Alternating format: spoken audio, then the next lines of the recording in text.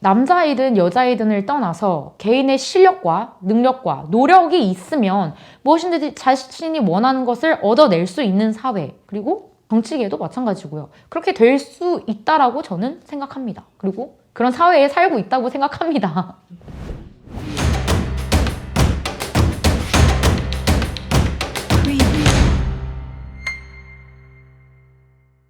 저는 지금 현재 미래를 향한 전진 4.0에서 청년 최고위원으로 있는 이아람이라고 합니다. 저는 정치에 참여하기 전까지는 영어 통역 번역사로 일을 하고 있었습니다. 그러다가 이제 더 이상 제가 방관자로 남아있어서는 안 되겠다. 우리나라가 무너져 내리는 꼴을 그냥 가만히 지켜보고 있어서는 안 되겠다라는 마음에 이렇게 전진당에 합류해서 함께하게 되었습니다. 또 아버지의 직업 자체가 아무래도 외국을 많이 다니시는 직업이다 보니까 제가 어린 나이에 다양한 문화, 폭넓은 경험을 할 수 있었던 게 되게 감사한 일이었던 것 같고, 적응을 해야 한다라는 힘든 점도 있었지만 오히려 애국심이 더 강해졌던 측면이 있었던 것 같아요. 낯선 나라에 펄럭거리는 그 태극기를 바라볼 때 항상 마음이 되게 뭉클했었던 것 같고, 학교에서 공부를 할 때에도 항상 저는 한국인 이아람으로서 어떤 평가를 받는 거잖아요. 다른 나라에서 온 친구들이랑 겨루고 공부, 시험 이런 걸 통해서 또 입증을 해내고, 그래서 그런 자부심과 함께 애국심이 항상 있었던 게 아닌가 싶습니다.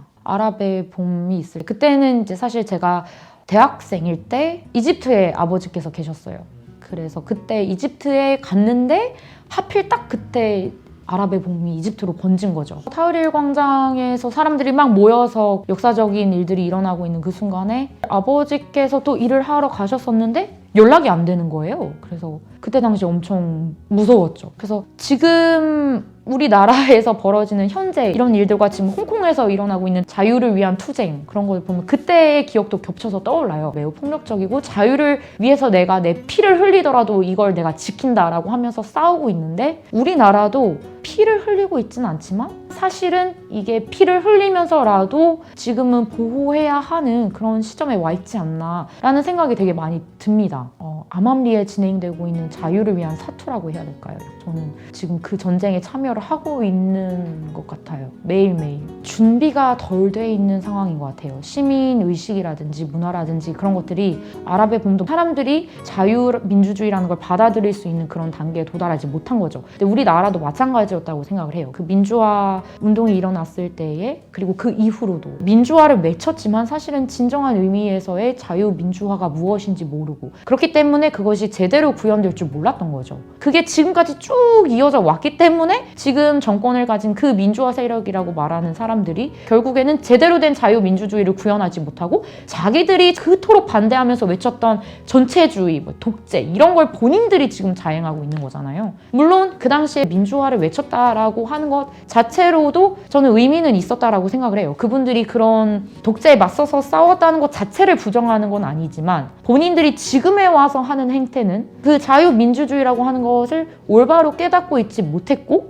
지금도 깨닫고 있지 못한데 그걸 놓지 않으려고 저렇게 하고 있으니까 이제 이 나라가 이렇게 망국의 길로 치닫고 있는 게 아닌가 하는 생각이 듭니다. 진보가 아니라 퇴보하는 길로 가고 있는 거죠. 본인이 생각하는 그런 독선적인 부분들, 독재적인 부분들, 그런 걸 계속해서 유지해 나가기 위해서 어떤 것이든 서슴지 않고 자국민들에게 자행하고 있어요. 가다피의 경우에는 끝까지 자국민을 향해서 쐈단 말이에요.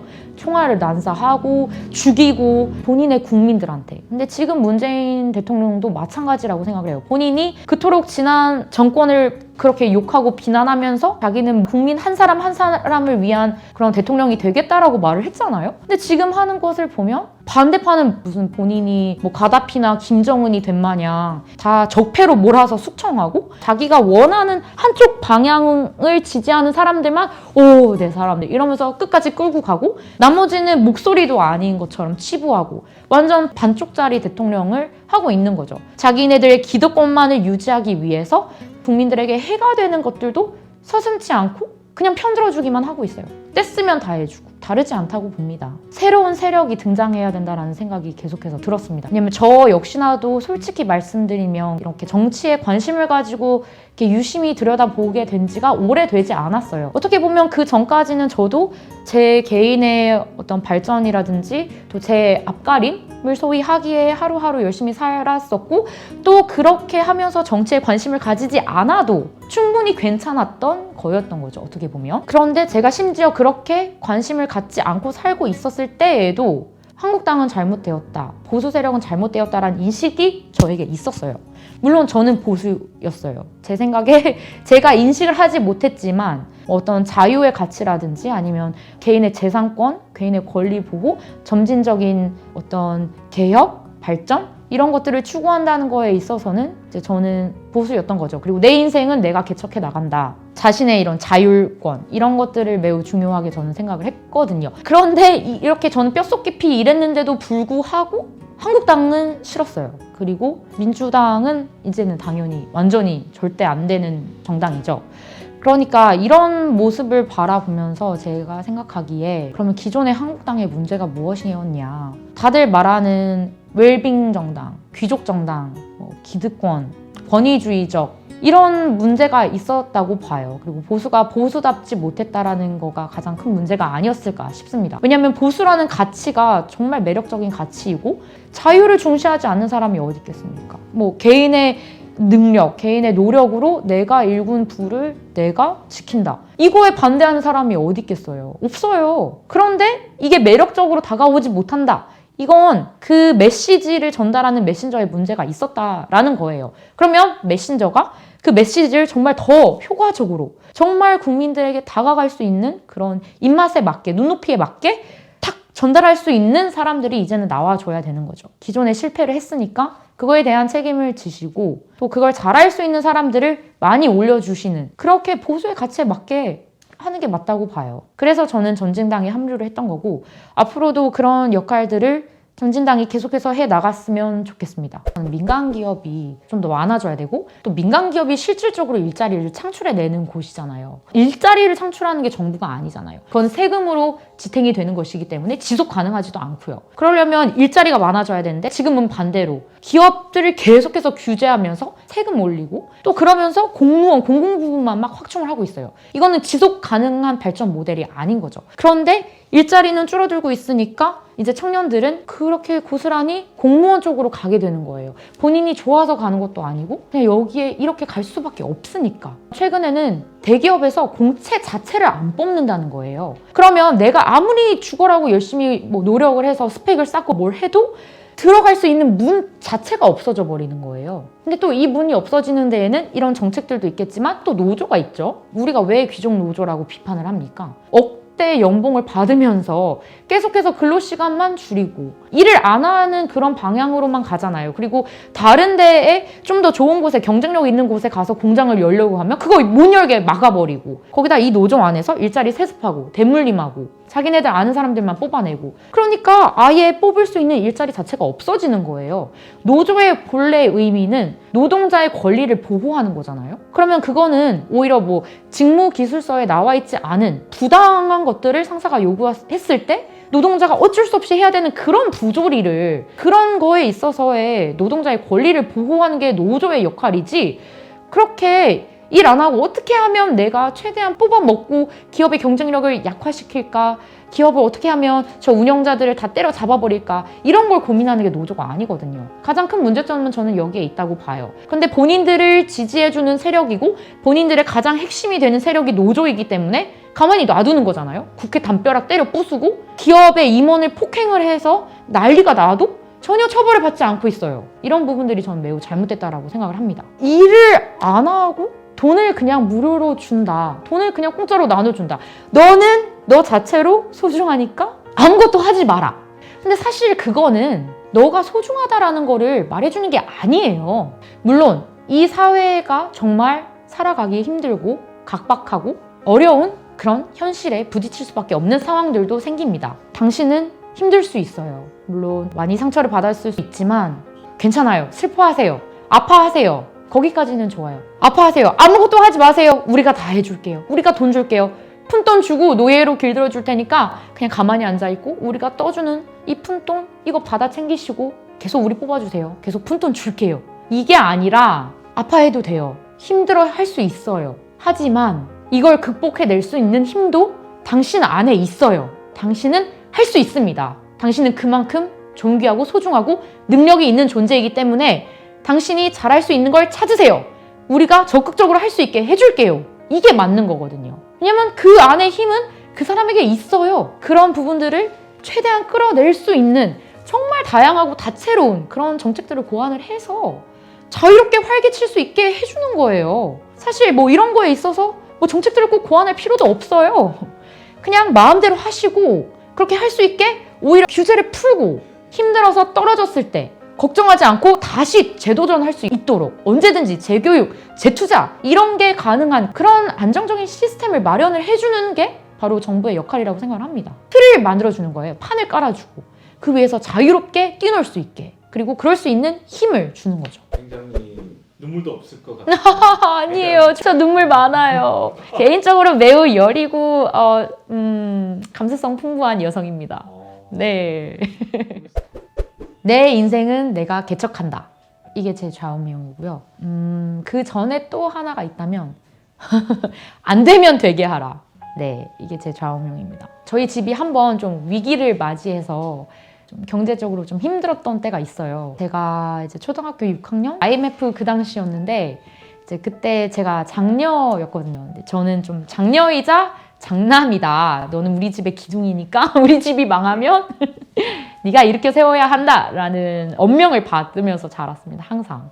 그래서 그런 것도 있었겠지만 가족을 잘 책임지고 끌어나가야 된다. 부양해야 하고 지켜야 한다라는 책임감이 항상 있었어요. 그래서 제가 항상 뭔가 열심히 노력을 해서 거두려고 했었었고 또 그 과정에서 열심히 하면 안 될 게 없다. 인간의 의지와 노력만큼 이 세상에서 강력한 힘을 발휘하는 건 없다라고 저는 믿습니다. 그렇기 때문에 이제 안 되면 되게 하라가 있지만 물론 이제 죽어라고 해봤는데 안 되면 안 되는 거죠. 근데 그 전제는 진짜 죽어라고 해봤다. 근데 안 된다. 이러면 이제 그때는 본인도 아마 포기할 수 있을 그런 마음 상태가 될 거라고 봐요. 그럴 때는 새로운 길이 열리겠지만 일단은 그 한계까지는 내가 최선을 다해봐야 한다는 것. 그게 하나가 있고 또 내 인생은 내가 개척한다도 마찬가지로 저는 지금까지 항상 좀 행복하게 살기 위해서 노력을 해왔어요. 근데 그 행복하게 산다라는 거는 여러 가지를 통해서 행복하게 될 수는 있지만 제 가장 큰 거는 제가 가장 많은 시간을 할애하는 부분에 있어서 내가 행복한 거. 저는 이제 그게 영어였고 언어였고 또 통역이었고 번역이었고 지금은 우리나라 이 사회를 긍정적으로 바꾸어 나가는 것. 정치 참여인 거거든요. 그래서 항상 뭔가 새로운 도전을 제가 앞서서 하고 제 인생을 위해서 저 자신을 위해서 하고 또 그렇게 만들어 나가는 거가 바로 내 인생이다. 다른 누군가가 가진 어떤 잣대로 판단을 하는 게 아니라 제가 설령 몇 달 동안 월급을 못 받고 힘들지언정 그것이 내 인생에 있어서 내가 의미 있는 일이라고 생각하면 저는 하거든요. 꼭 이게 정답이라고 볼 수는 없겠지만 다른 분들도 본인의 인생에 있어서 큰 부분을 차지하는 어떤 것이 있다면 그것을 할 때 최대한 행복했으면 좋겠어요. 그리고 다른 누군가가 대신 해주는 게 아니고 그것이 엄마 아빠가 제 인생을 만들어주는 게 아니잖아요. 국가가 내 인생을 만들어주는 것도 아니에요. 내가 만드는 거거든요. 그렇기 때문에 주도적으로 내가 기회를 찾고 개척을 하고 없으면 뚫고 만들고자 노력을 하고 그렇게 해서 정말 보람 있게 한 땀 한 땀 한 땀 내 인생을 그렇게 채워 나갔으면 해요. 저는 그렇게 앞으로도 채워 나갈 생각이고요. 그래서 그 두 가지는 제가 지금까지도 가슴속에 깊이 박아두고 있는 좌우명입니다. 가장 큰 건 국민 개개인들이 개인주의라고 하는 것 이런 것이 절대 이기주의랑은 이게 다른 거거든요. 개인주의라고 하는 것이 존중받고 개인의 의사, 개인의 생각, 개인의 가치관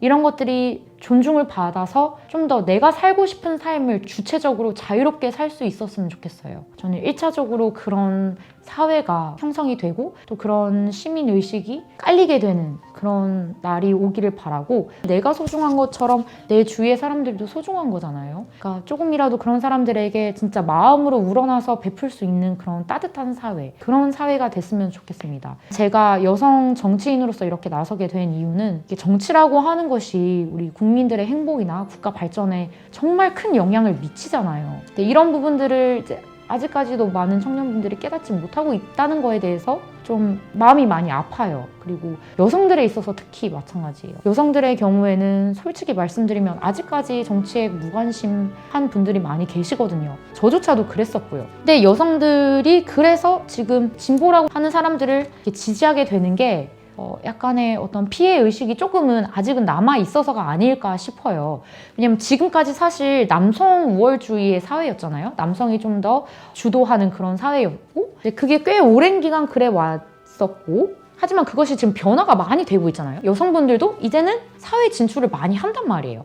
충분히 여성들의 능력과 노력을 가지고 얼마든지 본인이 하고 싶은 부분에 진출을 할 수 있어요. 정치계도 마찬가지예요. 뭐 여성이라고 차별 대우 안 되고 뭐 이런 건 아니잖아요. 그런데도 불구하고 계속해서 이런 여성 할당제나 여성을 배려하는 정책들이 나오는 이유는 사실 여성들이 그만큼 과감하게 도전을 할 생각을 하지 못해서라고 저는 생각을 하거든요. 시간이 지남에 따라서 점점 더 늘 거라고 생각해요. 정치권에도 들어오고자 하는 여성분들도 많아질 거라고 생각을 해요. 하지만 아직까지는 좀 더 그렇게 하지 못해왔던 부분들, 또는 본인들 스스로 좀 위축되어 왔었던 부분들, 이런 부분들이 저는 조금이라도 빨리 개선이 되기를 바라고 있고, 그래서 오히려 저는 여성들도 충분히 할 수 있다. 걱정하지 마라. 정치계가 꼭 우리에게 그렇게 생소한 분야로 남을 필요도 없고, 또 오히려 여성들이 이제 실생활에서 겪는 여러 가지 힘든 부분들이 있을 거 아니에요? 이제 사회적으로 개선이 되어야 되는 부분들은 우리가 당당하게 앞에서 바로 잡자. 저는 이런 부분들이 여성들이 본인의 권리를 진짜 제대로 주장하는 것이라고 봐요. 오히려 이런 여성 할당제라든지 여성을 지나치게 배려하는 정책들은 여성들이 모독으로 받아들여야 된다고 생각해요. 우리도 충분히 우리 힘으로 할 수 있다. 근데 왜 오히려 이렇게 불평등을 조장을 하느냐. 마치 평등하지 않은 것처럼. 이런 목소리를 우리가 나서서 내야 한다고 생각합니다.